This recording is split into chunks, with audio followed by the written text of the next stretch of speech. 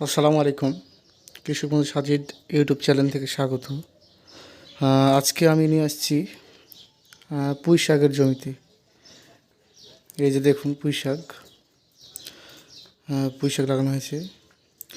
প্রথমেই আপনাদেরকে দেখাই যে এই যে ক্যানেল বা পানি নিষ্কাশনের জায়গা।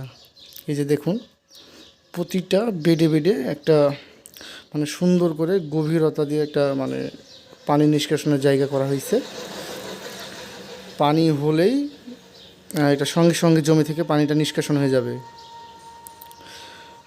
তারপরে হচ্ছে আপনার এই পুঁইয়ের দ্বিতীয়ত আরেকটা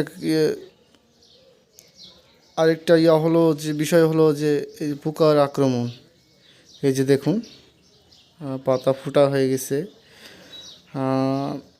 এবং আরেকটা দেখা যাচ্ছে, সেটা হচ্ছে কিছু কিছু জায়গায় পাতা একটু ফেসকা। এই যে মধ্যেখানে দেখুন এটা একটু ফেসকা, হয়তো এটাই বোঝা যাচ্ছে না ক্যামেরায়, অন্যগুলো বোঝা যাচ্ছে।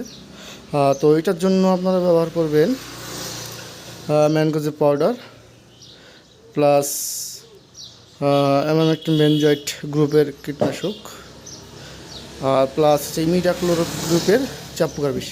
এই তিনটা এক সপ্তাহ পর পর ব্যবহার করলেই এনাফ। এবং মাঝে মধ্যে ম্যানকোজেব পাউডার না দিয়ে অ্যান্টাগল পাউডার দিবেন মাঝে মধ্যে।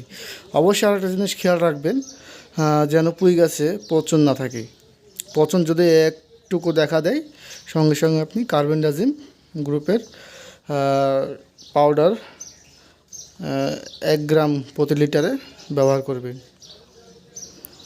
তো প্রিয় দর্শক, আজকে এই পর্যন্তই। ধন্যবাদ, সবাই ভালো থাকবেন।